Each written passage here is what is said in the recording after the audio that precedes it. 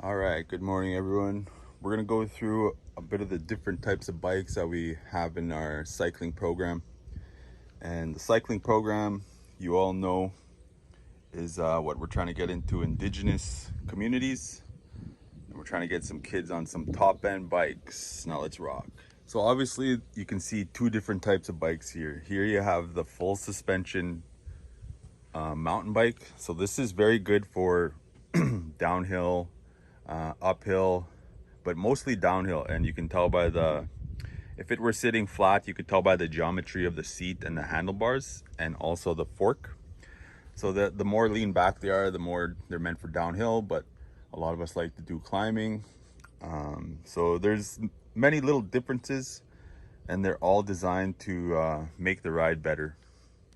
So generally, in a mountain bike program for Indigenous youth in the Indigenous communities, I think that we should be using these full suspension bikes because you can then use them other places in Manitoba or Saskatchewan or Ontario or Alberta, wherever you are, right? And first and foremost, these are the bikes that you should be investing in for many reasons.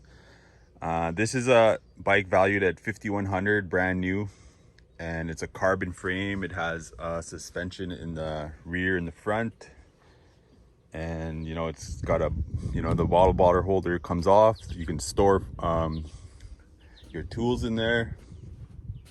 But that's my bike. I love it. It can do a lot of damage out there on the trails. And yeah, here's another full suspension. This is a different brand. It's a Rocky Mountain, and it's a different type of frame. It's not carbon, it's alloy. As you can tell, you can see the welds, and it's a little bit heavier. Still capable, but it's heavier, right? And where that comes into play is when it comes down to that minute number 58 in a ride and you're tired, and that extra weight really adds up. But the components are all generally pretty much the same in top end, right? You got your rear brake, you got the really good brakes. So this bike here is valued at $38.59, right? And it's well worth it, and it's very capable, as opposed to 5,100. And 5,100 is the carbon frame and some of the other features that come on that bike: an upgraded drivetrain, maybe a little bit of upgraded brakes, different brand brakes. So there's little differences that add up.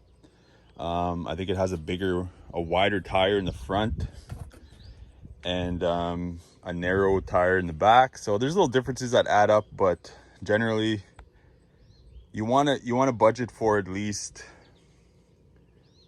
anywhere between 1,000 and 4,500 for each bike for each youth. So the use of these bikes, I mentioned already, it's downhill, uphill, cross country. Sometimes you don't need trails, but the trails really make a great ride for these, and they're meant for trails. But if you ever have to go off trail to get to another trail, it's doable. You're gonna have an easy time because of the gears. And like I said before, there's many reasons why we buy expensive bikes, and that's so we can get the youth's attention and get them to buy in the program. And when you ride a really nice bike, you notice the difference, right? And if I could, I had some $300 bikes here, but I gave them away. And if I put it beside these bikes, you would notice a big difference. Number one, wheels. Number one, size of fork. The gears. It's all relative to what you spend, right? And you get what you buy. And of course, we've been talking about youth for a long time, and in our Indigenous communities, we like to give the youth a very good opportunity and do something really good. Some of us are unfortunate, and some of us don't have the ability to buy these for whatever reason, and we're trying to get over that hurdle, right? And we're trying to provide this for them. So I'm there to explain all of that, why you want to get a good bike, where to get a good bike, when, how. So the bike shortage in our you know, in our whole world is there's no bikes available till 2023, and right now the date is July of 2021, right? And there's a big back order, and so it's hard to get bikes, and there's ways to do it, and there's ways to miss out, right? If you're going to be waiting and, you know, deciding if you want to do it for your youth, you're going to miss out, right? And bikes are hard to get. So yeah, again, so these are used anywhere from, in Manitoba, anywhere from April, maybe even May, depending on the snowfall, all the way to October comfortably. And so that's a good amount of use. And then you, of course, you store them in the winter, and you either switch to a road bike that's set up to ride in your basement, or you switch to your fat bikes, which can be ridden on snow groomed trails and hard packed road surfaces that are slippery. So we're going to switch over to the road bikes and the gravel bikes. So these are a great addition to our cycling program, and they've done a lot. They can do a lot, and you can't ride a mountain bike year round, right? So you want to keep your youth busy. You want to have options for them, and you want to have a different type of cycling for them so they can go from one to the other and not lose interest, right? So the road bikes, quickly, if you notice, there's less gears and there's a bigger gear in front. So that's for speed. The derailleurs, they're relatively the same. They come in different options. Like this is a carbon, my bike here is a carbon frame. And they also come in alloy. But the alloys are heavier, you know, it's, again, you're gonna drag your momentum down in a long distance ride.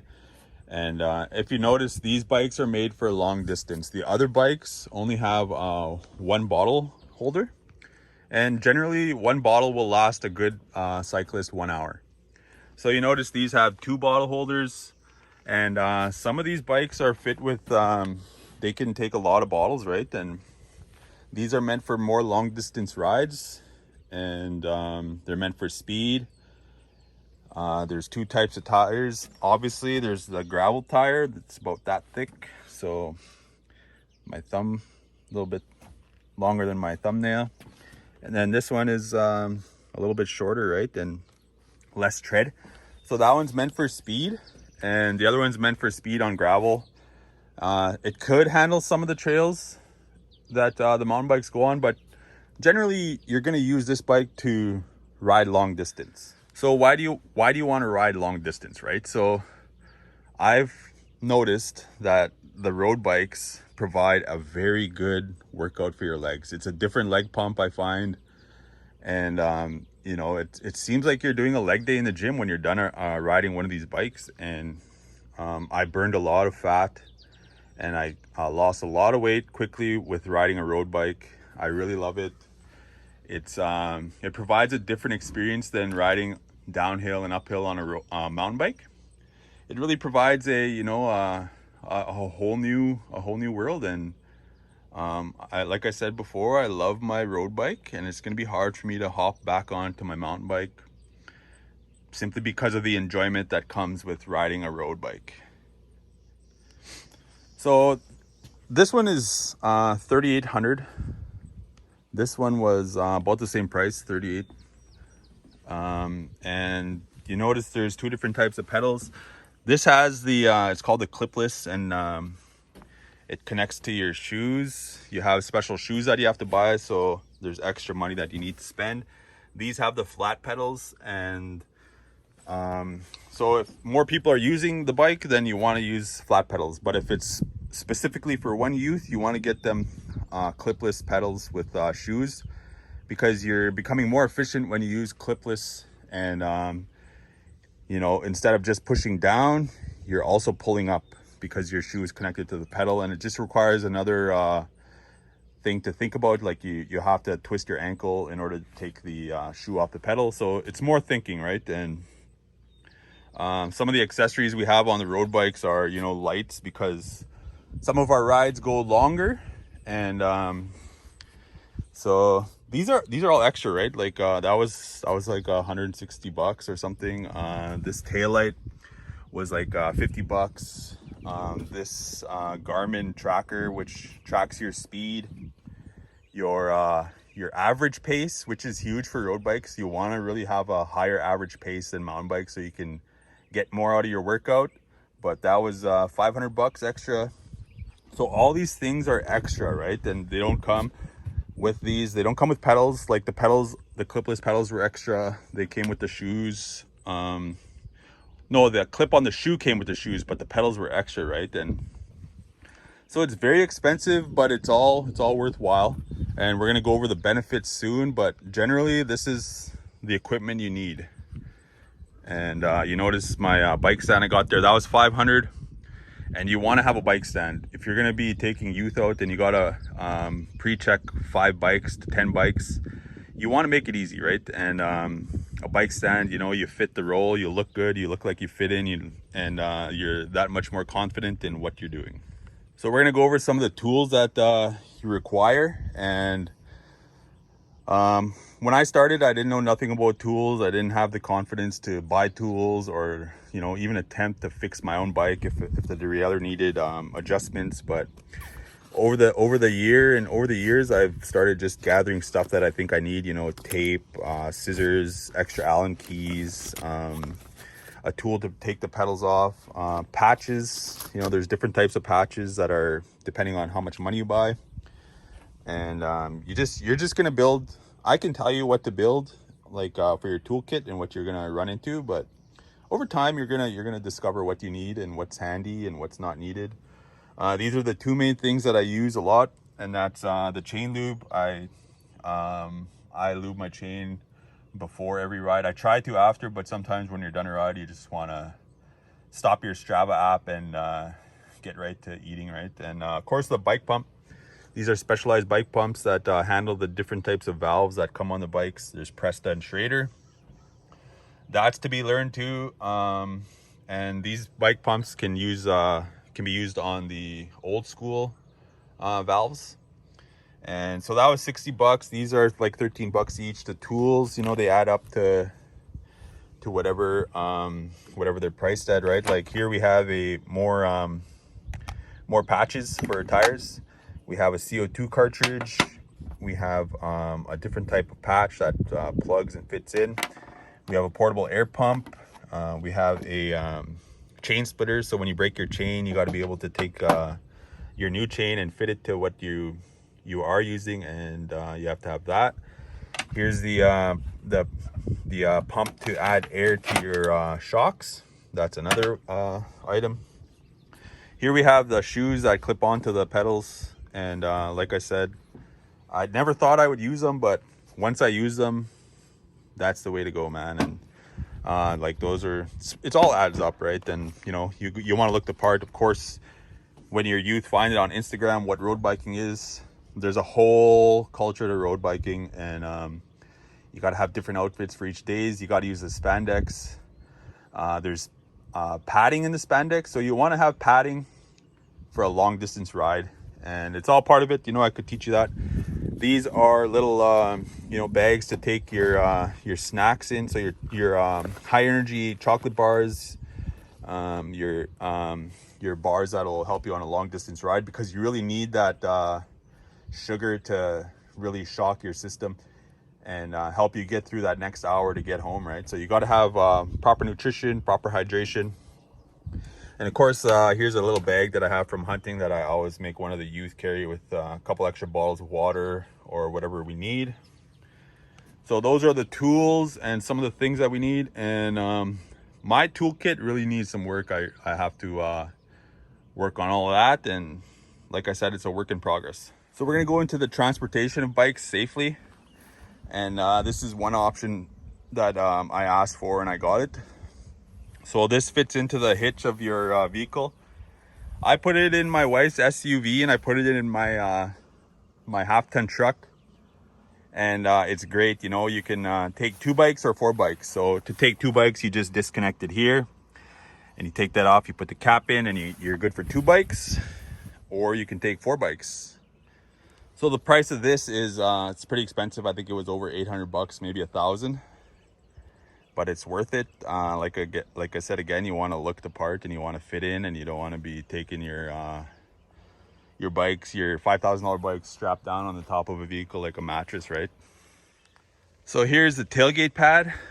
This can accommodate 6 bikes, so they all just fit on here, and the 6 bikes ride safely on the back of your truck. So if you have 6 bikes, you can safely take them, and of course you got to lock them up, right? That's going to be up to you. But so if you want to put them on the bike carrier that we just took, and so now you have 4 more bikes, so you can safely take 10 bikes with two different bike carriers. So this bike pad here on the tailgate, I'm thinking it was 150, but you know, 300 maybe. I think it was 150. So this is a single, and I use this a lot. I keep this on here at all times, and if I'm ever going somewhere where I know I'm gonna ride, I'll put on the single, right? Then I'll put one of my bikes on there, road bike, mountain bike, kids bike.